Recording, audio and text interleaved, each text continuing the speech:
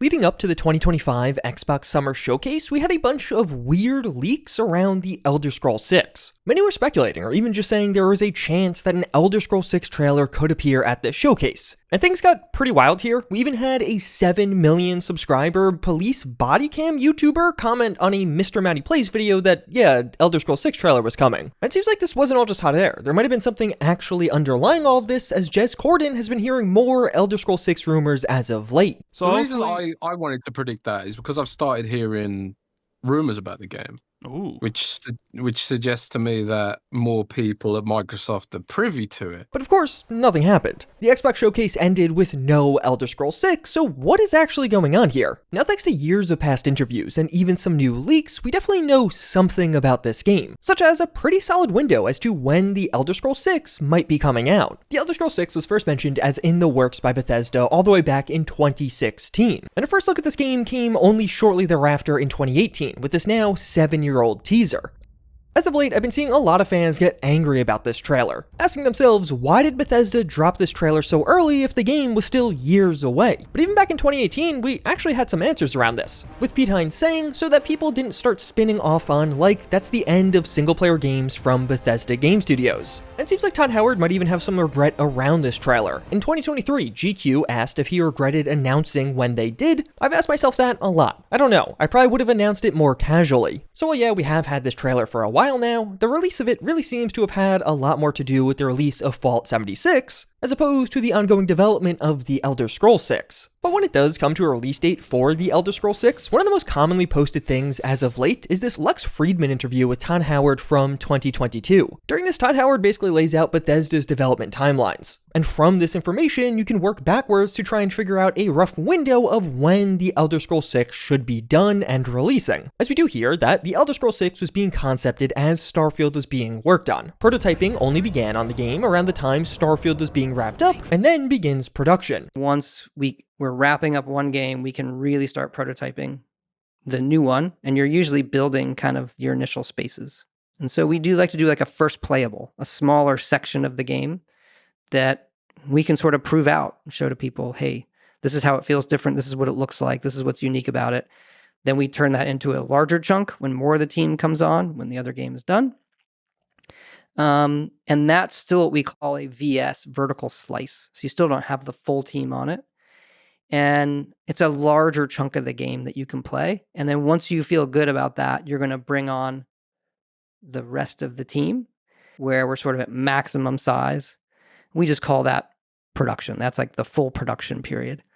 And that, depending on the game, can run a year, 2 years, maybe more. A ton of people have really latched on to that 1 to 2 years of production timeline, many just simplifying it to 2 years of production for Bethesda's games. And basically using this as a rule that we can apply to the Elder Scrolls 6, so if you could figure out when production started, 2 years later, the game should roughly be releasing. And we actually do have a pretty concrete answer on that one. One of the final things Pete Hines did at Bethesda was give this answer during an interview. He was asked, just to be clear, is the Elder Scrolls 6 in pre-production or in a concept phase? No, it is in development, but it is in early development, which many fans are now taking to mean that in August of 2023, just before the release of Starfield, the Elder Scrolls 6 had transitioned from pre-production into its full 2 years on full production, which would actually mean that right around now, in the next couple of months, that production period should be wrapping up. Although there is a gigantic but here, a ton of the posts speculating about a Starfield release date just neglect the very next thing Todd Howard says in this interview: what happens after production finishes. And then you kind of have a final 6 months to a year on a game, which is, okay, we've built everything now. And usually it needs a lot of glue, where we have a lot of very different elements that maybe aren't clicking together the way you want, outside of the regular polish for levels and features.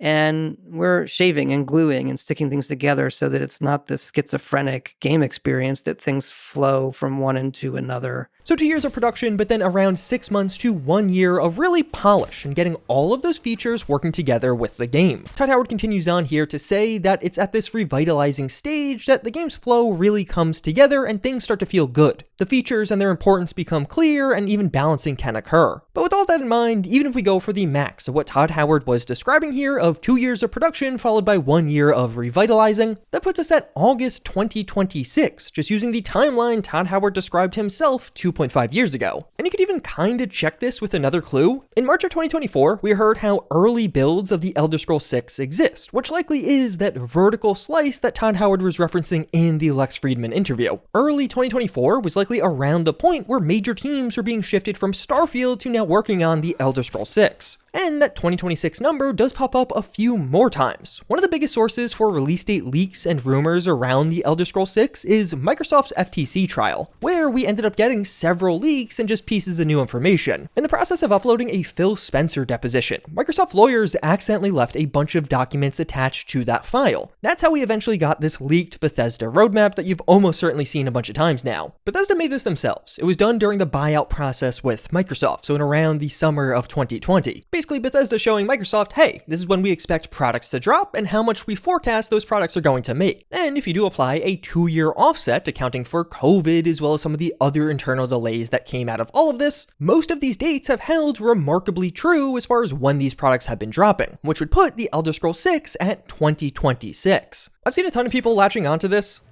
particularly after the release of Oblivion Remastered, which is kind of funny. This roadmap did get the Oblivion release year wrong, even if you add a 2-year offset. And yeah, honestly, I don't think this means much. This was made in 2020 and had Bethesda predicting 4 years into the future even then. Obviously, a bunch of these predictions were wrong or inaccurate. That's why the 2-year offset has worked. What I think is more telling is the gaps between releases. What we know is Starfield ended up taking longer than expected. There was of course a global pandemic, but also that engine overhaul ended up taking longer than anticipated. But Bethesda in 2020 was still planning a 3-year gap in between their major releases, which would put the Elder Scrolls 6 at 2026 with Starfield in 2023. And that 2026 year pops up 2 more times during this trial. This acquisition roadmap / document came out of the trial. It lists the Elder Scrolls 6 as a 2026 or later game, and very importantly, compared to the roadmap, this was made way more recently. This roadmap's pretty old now. This document's clearly much newer. And on this, they're still predicting at or after 2026, and it's with Starfield's mostly accurate release date. Technically, it says the first half of 2023, while Starfield dropped a few months into half 2. But this shows that even internally, there are some hopes Bethesda could have 3-year gaps between their games. This is a Microsoft internal document, so all of those people saying it must be 5, 6, 7 years between Starfield and the Elder Scrolls 6, that's really just not backed up by what we're seeing here. And even a Microsoft lawyer testified that the Elder Scrolls 16 would be releasing in 2026. So now obviously there's a lot going on in that quote, but to me, both of these things suggest that internally, as of 2023, when this trial was going on, Microsoft and Bethesda expected the Elder Scrolls 6 around 2026. I don't think that lawyer was just making up dates, it was likely information they were told by someone, and information that's reflected on this document as well. And at this point, that really summarizes a lot of why people are thinking 2026 or 2027 could be the release date. But not everyone is in this camp.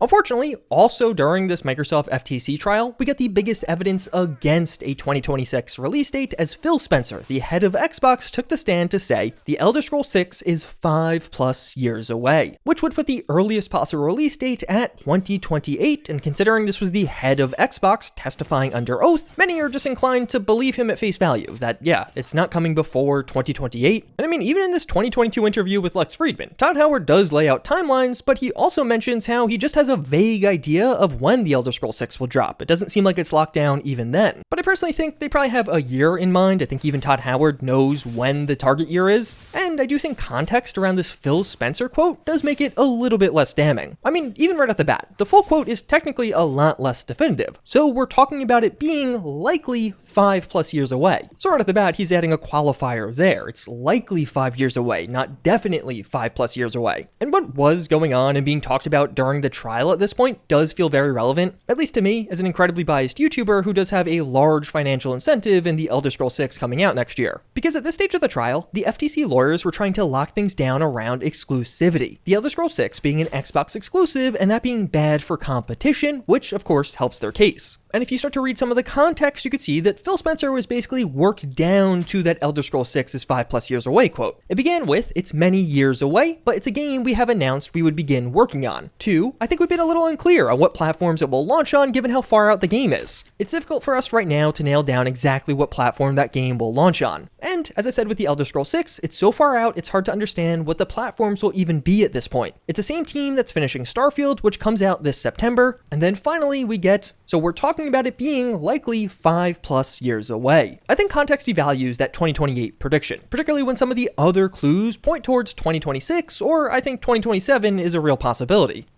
Bethesda and Xbox obviously want to get this game very right. It's going to be one of their biggest releases of the decade, so then taking that extra 6 months to a year and pushing things to 2027 just feels very possible. I think a lot of us are just assuming they might need a little extra time for this one, and they'll take it if needed. But honestly, let me know in the comments. That's a lot of the evidence for release dates that we know right now. Where do you lie? Are you more believing Phil Spencer of a 2028 or later? Or are you more in the 2026 or 2027 camp as many find themselves in now? And there are a few other interesting factors to note here. We saw from a video about a SAG-AFTRA strike over AI in video games, particularly around voice work. Yeah, the Elder Scrolls 6 is definitely taking us to weird corners of the internet, but in this video, the creator Mugen mentions a private Discord with a bunch of SAG members, and one of them mentions an Elder Scrolls 6 voice acting audition appearing in December of 2024. That could indicate something around development, although I wouldn't read too deeply into it. And honestly, what I've been speculating could end up having an impact on the release of the Elder Scrolls 6 is the new Xbox console. Over the past week and even months, a bunch of leaks around the new Xbox have been going live. Even just earlier this week, Xbox announced a new partnership with AMD that's going to power this console. But many insiders, such as Jez Corden, are predicting a 2027 release year for the next-gen Xbox. And to be clear, this is pure grain of salt speculation by me. I honestly haven't seen anyone else speculate this, but I could just see a new Xbox coming out having an impact on the release of this game. Maybe Microsoft wants the Elder Scrolls 6 as a next-gen launch exclusive, or at least exclusive to PC and Xbox on launch. I think that would help you sell quite a few of whatever this next generation Xbox ends up being. Or maybe on the flip side, Bethesda wants to double dip just like Rockstar. Drop the Elder Scrolls 6 on current gen in 2026 and then release an upgraded version in 2027 for an additional fee. No matter what happens, the Elder Scrolls 6 is a really big game, one of Xbox's largest and most anticipated releases this decade. So I could totally see how a new console could end up having an impact on that release date.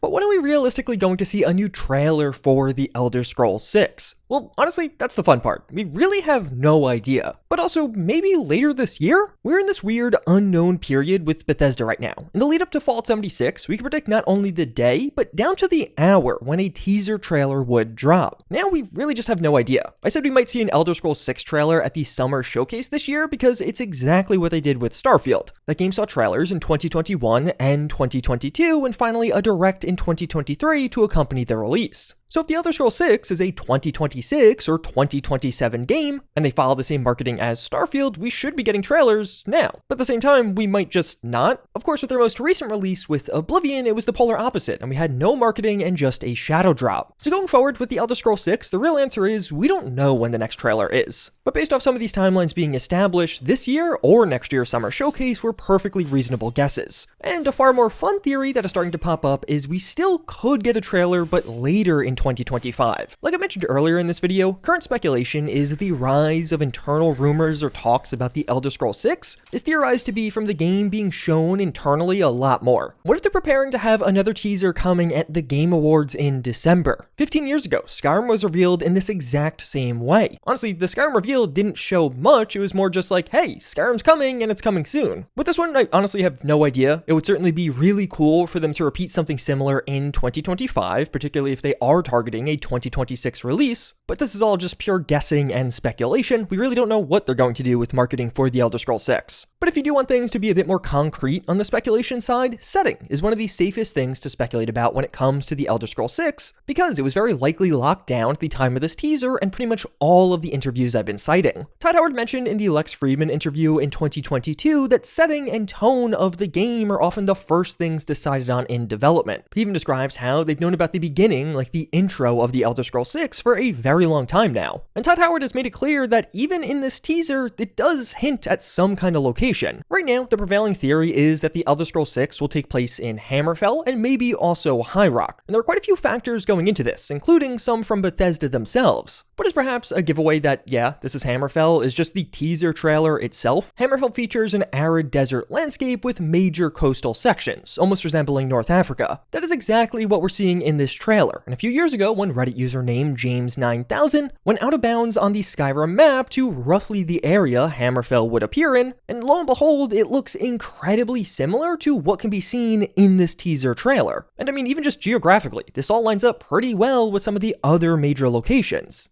One of the other really big clues is this New Year's Eve map from Bethesda. They tweeted out in 2020 saying, transcribe the past and map the future, along with a cutoff with a Skyrim map and 3 lights surrounding it. This yielded a ton of speculation because it just feels like this is a clue. This is a custom made scene for a tweet, and one of the candles is right next to the Hammerfell listing. So a really common interpretation of this is the past is being represented by this light. It's next to a stack of ESO collector coins, which is weird and does feel significant somehow. ESO is not made by Bethesda Game Studios, but ESO is set around 1,000 years before the events of Skyrim, so it being represented as the past would make sense. Skyrim gets a light as the present, technically not mentioned in the tweet, but yeah, it's the current game, that just also makes sense. And finally, Hammerfell has a light that almost certainly represents the future, aka the location of the next major game with the Elder Scrolls 6. And one of the other really big clues that, yeah, this is probably a Hammerfell set game is the sort of weird cropping of this map. This is not the full map of Skyrim. They basically took off a huge section on the east side. One of the major reasons to do that is so you could actually show Hammerfell on this. It feels quite deliberate that this is teasing something. In Starfield's 2021 teaser trailer, you can briefly see an outline of something on the side of the ship's control panel. Upon closer inspection, many fans believe this resembles the High Rock and Hammerfell area of Tamriel, perhaps just literally being the map of the Elder Scrolls 6 viewed from a high level. In the Elder Scrolls Castles, which had early access in 2023, but its full release in 2024, so right in the midst of Elder Scrolls 6 development ramping up, here you're able to build 2 types of castles, either a Redguard style or a Breton style. The Redguard are predominantly from Hammerfell, while Bretons are predominantly from High Rock. During Skyrim's opening, one of the other prisoners talks about Hammerfell. If they hadn't been looking for you, could have stolen that horse and been halfway to Hammerfell. You there. And after killing your first giant spider with Hadvar, he will say, That's how it's done. What next? Giant snakes. Hammerfell is known to have giant snakes like the sand serpent you could even find in ESO. And Bethesda does like to tease future games in past ones. The Blades were awaiting the next Dragonborn in Oblivion, and in Fallout 3, Bethesda left heavy teasers for the setting and even some of the major factions in Fallout 4. Perhaps these mentions of Hammerfell in Skyrim are a similar tease. It was released just 3 years after Fallout 3 after all. It might have just taken them a little bit longer than they expected to get around to that Hammerfell game. And even just looking at the Elder Scrolls Online in general, one of the few provinces never fully added in and which just doesn't get a ton of content is Hammerfell. Many fans speculating that they're leaving this untouched so Bethesda Game Studios can debut it with the Elder Scrolls 6. I think there's a lot pointing towards Hammerfell at the very least, with High Rock being more of a maybe, but if nothing else, we almost certainly know there's going to be a game with some kind of arid desert setting. We've seen photo scans of rock faces that are from a desert landscape. Emil, the design director at Bethesda Game Studios, posted this photo in a head wrap, and even a Bethesda employee's Pinterest featured a plethora of photos supporting this exact same style. So while yeah, it technically could be anywhere, we definitely have a lot of clues pointing towards Hammerfell at the very least, and maybe some pointing towards High Rock, and while other locations have definitely been speculated about even beyond these two, it's often with not nearly as much evidence, so I'm mostly just focusing on these. But then we have the more fun part. What sort of features could we expect to see in the Elder Scrolls 6? For better or for worse, we know pretty concretely that this game's going to be using Creation Engine 2, with the release of Oblivion on a hybrid Unreal Engine 5 and Gamebryo, along with just the general criticisms about NPC visuals in Starfield. Many fans have been hoping that Bethesda is going to switch things up to Unreal Engine or even another engine altogether, but I would say that is incredibly unlikely. It's quite late into development to be changing engines, and Creation Engine 2 was built with the Elder Scrolls 6 in mind. Speaking to The Telegraph in 2021, Todd Howard said, "The new Starfield technology, Creation Engine 2 is sort of built for both. That being both Starfield and The Elder Scrolls 6, it's like a new tech base. Every game will have some new suites of technology, so Elder Scrolls 6 will have some additions onto Creation Engine 2 that game is going to require. This is likely at least in part a reference to two major new features in The Elder Scrolls 6. This is something Bethesda likes to establish fairly early on for their projects. Getting in the throes of it or wrapping it, probably by the midpoint of one game, we've had enough conversations to understand what the next one's going to be. What are the big ticket, like, where's it set? What's the tone? Is there a big ticket feature or two that make it really unique? And that quote has fueled a lot of the ongoing speculation. With Starfield, we got shipbuilding as well as 1,000 planets to explore, survey, and build on. What are the 2 or so big-ticket new features coming for The Elder Scrolls 6? And whatever this feature is could end up being pretty advanced and potentially even in planning for a while. All the way back in 2016, just as The Elder Scrolls 6 was revealed as being in the works by Bethesda, Todd Howard did say this: "We think very long term. We're not a developer that is going to rush something like this out, any of our games. So when you think about it, what is the future of that kind of game? We have a pretty good idea of what it would be, and it's just going to take technology and time that we really don't necessarily have right now." So to me, this would suggest that at least one of the big features Todd Howard was hoping for is technologically intensive. It's something that's really only possible thanks to some of these modern upgrades. And one of the big features fans are hopeful for is proper castle building. And honestly, a few things point towards this being possible, including Todd Howard. Building in Bethesda Game Studios games has sort of become a mainstay feature now. We of course had a very light version of this with building up your own home in Skyrim with the Hearthfire DLC. It seems like that really kicked things off and may have even had broader plans. But we saw the same concept further expanded in both Fallout 4 and Fallout 76. Fallout 4 settlement system in particular feels like a Bethesda vision realized. Sure, fans didn't love it, but Bethesda clearly intended for that to be a major portion of Fallout 4, with Starfield really just being a continuation of what was there, although honestly some of these features are underbaked in Starfield compared to their Fallout 4 versions. And even in the newest Elder Scrolls game, The Elder Scrolls Castles, it's all about building up a custom castle and establishing a dynasty, so it feels probable for something like this to come in The Elder Scrolls 6, and Todd Howard's original Skyrim notes from almost 18 years ago may give us some insights into what is actually coming here. These were published some years ago in a Bethesda documentary, but do list out some of Todd Howard's desires for Skyrim as they were developing that game, including things like dragons and radiant quests, but also a stronghold, a freeform castle/dungeon fortress the player makes and recruits people into. This is going to depend somewhat on what faction you're in, and could even be shared with other players, which Todd Howard envisioned would bridge the gap between the actual game and modding. That sounds a lot like building a proper full-scale castle in Skyrim, which of course is something we just never got, likely due to some of the technical limitations at the time, but with Bethesda's continued investment into building and this obviously being a goal of Todd Howard's, I would fully expect to see it in the next game. Even that sharing castle blueprints could also end up being a really nice social feature. But something that's probably going to get a lot of you excited, one of the other things mentioned are more dynamic and reactive factions. During that Lex Friedman interview, Todd Howard talks about simulations in their games and how in the future they want this to improve. And the stuff that we're looking at in the future, our plan is to push that even more, to think about how these things exist in the world first. Then we do some of this, but even more so in the future to say, how do these things exist? Take like a faction in the world. What is their role in the world? As opposed to just their role is for the player to join it, go through a bunch of quests and become the head of the faction.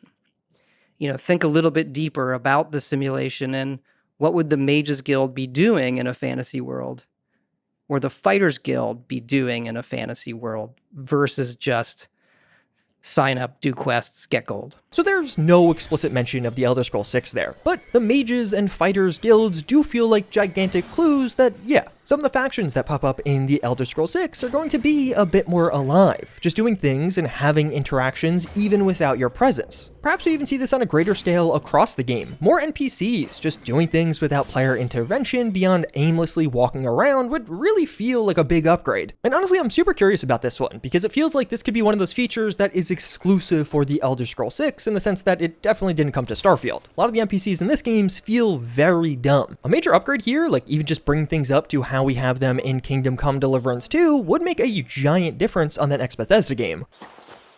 Jesus Christ! Those things you've got on! You must have stolen them from our house! But the feature to perhaps have the most discussion around it is sailing. A lot of this stems from the idea that the world map will look something like this, with a ton of ocean or coastal elements included. And something else backing this, on the Bethesda employee Pinterest we were talking about earlier, one of the common picture sets was fish, perhaps suggesting water-based gameplay will be a much larger part of the Elder Scrolls 6. And even tying it together with Todd Howard's past quotes, maybe the big technological advancement is to have 2 provinces with a wide open sea area and seafaring. We of course saw spaceship building in Starfield, and many fans just feel like this would naturally lead into shipbuilding in the Elder Scrolls 6. This is one of the weird ones in that there really isn't much backing this up. It's not like I could point to a piece of evidence that, yeah, clearly shipbuilding is coming in the next Elder Scrolls game. It's just one of those things that feels like it could happen based off what happened with Starfield and where this game will seemingly be set. Although, something we do know pretty well about the Elder Scrolls 6 is that this game will be handled somewhat differently compared to past Bethesda releases. And I think this variation will come in 2 major forms.